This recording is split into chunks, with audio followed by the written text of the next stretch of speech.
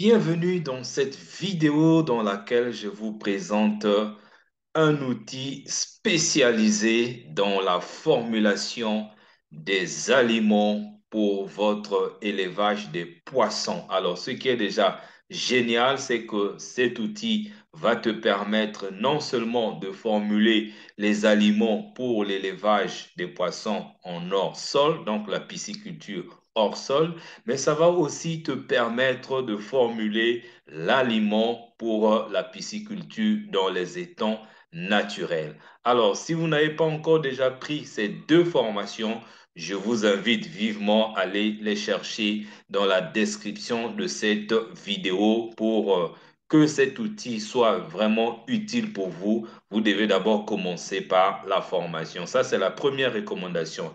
La deuxième recommandation, c'est d'aller aussi prendre la formation sur comment fabriquer l'aliment poisson avec les intrants locaux parce que c'est grâce à cette formation aussi que vous allez mieux utiliser cet outil parce que dans cette formation, vous avez beaucoup de formulations alimentaires que je vous ai déjà offertes. Donc, allez dans la description. Alors, si tout est déjà fait, on peut maintenant passer à la présentation déjà de l'outil et n'oubliez pas de vous abonner sur cette chaîne en allant en bas de cette vidéo pour cliquer sur le bouton s'abonner pour être sûr de ne manquer aucune vidéo. Alors, la présentation de l'outil, je vous ai dit déjà que ça traite des deux catégories de pisciculture.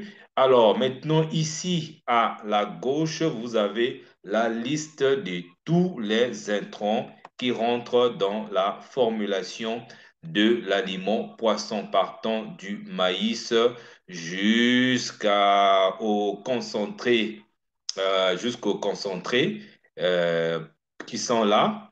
Et voilà, donc ça c'est au niveau de la gauche de cet outil. Alors là, nous avons les différents nutriments ou éléments essentiels qui rentrent dans la fabrication de l'aliment poisson. Donc, vous avez l'énergie, la protéine, les matières sèches, calcium, phosphore, méthionine et lysine. Voilà, ça, c'est les plus essentiels. Et après, ici, nous avons des valeurs limites. Et c'est la partie la plus importante de cette formulation parce qu'il y a des valeurs limites qu'il ne faut pas dépasser. Donc, si vous allez au-delà de ces valeurs, vous n'avez pas le bon aliment. Si vous êtes en deçà de ces valeurs, vous n'avez pas le bon aliment. Et c'est le but même de cette démonstration pour voir comment est-ce que vous pouvez savoir que vous êtes dans des bonnes valeurs en ce qui concerne les différents intrants qui sont ici. Alors, dans un premier temps, vous voyez que là, on a déjà positionné hors sol. Ça veut dire que nous allons fabriquer l'aliment pour hors sol. Déjà, je vous fais une démonstration pour voir la différence. Pour l'aliment hors sol, en ce qui concerne l'énergie, on a besoin de 2500 kilocalories d'énergie dans l'aliment poisson en hors sol. Le taux de protéines est de 33% et le calcium 1,50%, le phosphore et ainsi de suite. Ça, c'est en hors sol. Alors, je vais mettre étang pour voir si ça va changer. Et vous allez voir tout à l'heure, retenez là en énergie, on est à 2500 kilocalories en hors sol. Mais je vais mettre étang pour voir si ça va rester le même. Étang, voilà. Vous voyez, là, ça change. On était à 2500 kilocalories pour la pisciculture en hors-sol, mais dans les étangs, ça a diminué à 2300 kilocalories. Ça, c'est important. Donc, la première chose à faire, c'est d'être sûr que vous avez mis une bonne donnée ici. Donc, moi, je vais faire une démo avec la pisciculture hors sol. Donc, je reviens ici et ça nous donne ça. Et après, la prochaine chose à faire, c'est quoi? C'est simple, vous allez voir un outil très simple, pratique, mais très efficace.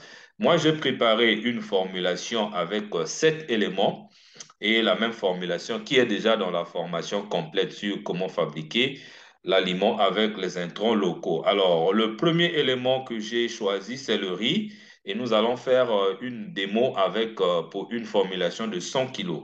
Pour 100 kilos d'aliments poissons en hors sol, on aura besoin de 10 kilos de farine de riz. Donc, je vais voir la farine de riz est là. Donc, je vais noter 10 kilos de farine de riz.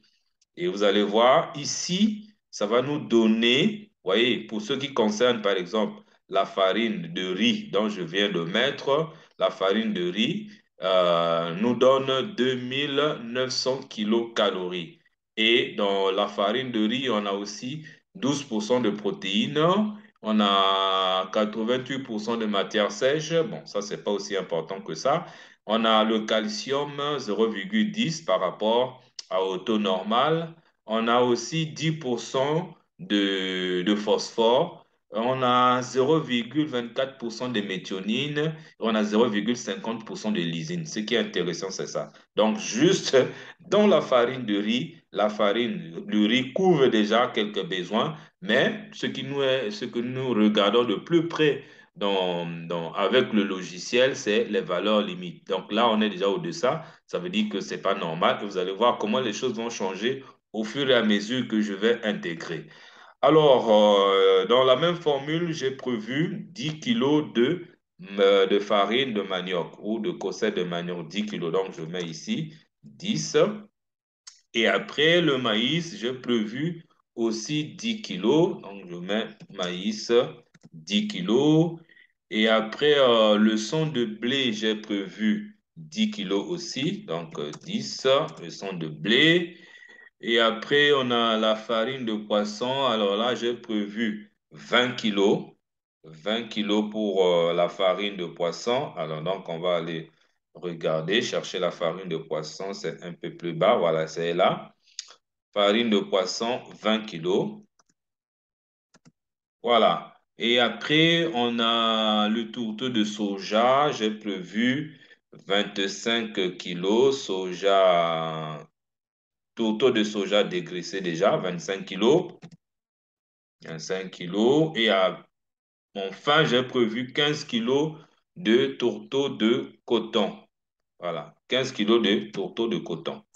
Voilà, moi, ça me fait déjà, quand vous regardez là, ça fait 100 kilos. Voilà, donc pour 100 kilos d'aliments, avec tous ces ingrédients, on a ça. Alors maintenant, on vérifie au niveau des valeurs limites, parce que c'est ça qu'il ne faut pas, je vous ai dit, le secret de cette formule de la fabrication, c'est de ne pas dépasser ou être trop en deçà des valeurs limites. Alors ici, on est, pour ce qui concerne l'énergie, on a 2816 au lieu de 2500, donc on a l'énergie est en dépassement. Donc ça veut dire qu'il faudra donc revoir la formule. Bon, peut-être pas la formule, mais des quantités en termes d'énergie. Par exemple, ici, on a mis le maïs 10 kilos, comme c'est là qu'on trouve beaucoup d'énergie. Donc on va mettre par exemple 5 kilos de maïs pour voir si ça va baisser.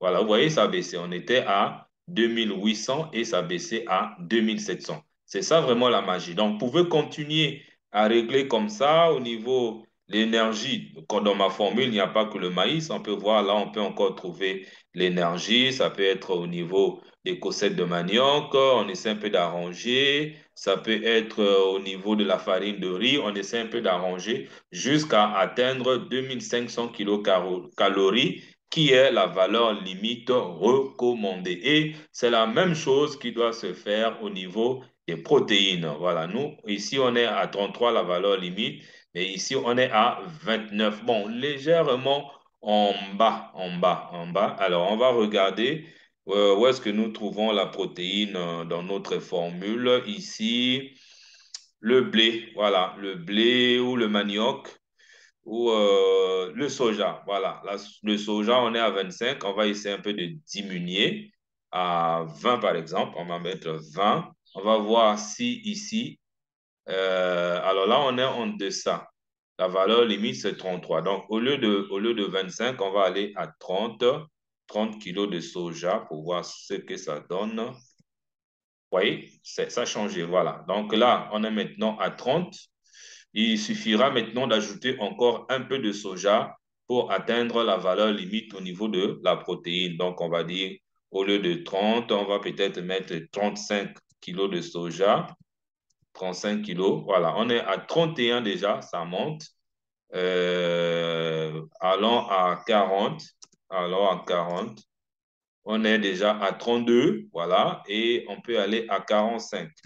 45, on est à 32 et virgule 87, ce qui est déjà intéressant. Voilà. On n'est pas obligé d'avoir 33 piles, mais on sait déjà que avec cette formule au niveau protéines, ça marche. Et ici, on est à 2700. Et là aussi, on va essayer de réduire. Là, on est à 0,50, on est à 1 et quelques, on est à 0,42, on est à 0,21. Donc, on va donc tout le boulot, ça va être d'essayer un peu de corriger les différentes valeurs limites ici. Mais j'insiste pour dire d'aller prendre d'abord la formation pour mieux utiliser ça, parce que c'est là où vous devez avoir le reflet de savoir que, OK, l'énergie, on trouve dans le maïs, la protéine, on trouve dans le soja, le calcium, on trouve peut-être dans un autre élément qu'on a mis ici. Si vous ne connaissez pas ça, ça va être difficile de bien utiliser le logiciel. Donc voilà, c'était juste pour les besoins de démonstration. Vous avez compris comment est-ce que ce logiciel va vous permettre de perfectionner, c'est même ça le mot, de perfectionner votre aliment pour avoir aliment de qualité, parce qu'en matière de l'alimentation, la qualité vaut la peine et les différents intrants dont vous avez besoin ainsi que des valeurs limites. Donc, c'est presque déjà une formation en soi et vous pouvez utiliser en hors-sol comme dans les étangs. Donc, allez prendre déjà ce logiciel qui est dans la description de la vidéo. Vous avez aussi la formation sur l'aliment, la fabrication d'aliments, les formations sur la pisciculture hors sol et dans les étangs. Et là, je sais que vous avez tout en main. C'est maintenant à vous de jouer. Et moi, ça m'a fait plaisir. Et on se retrouve dans des prochaines vidéos. N'oubliez pas toujours de vous abonner pour ne rien rater.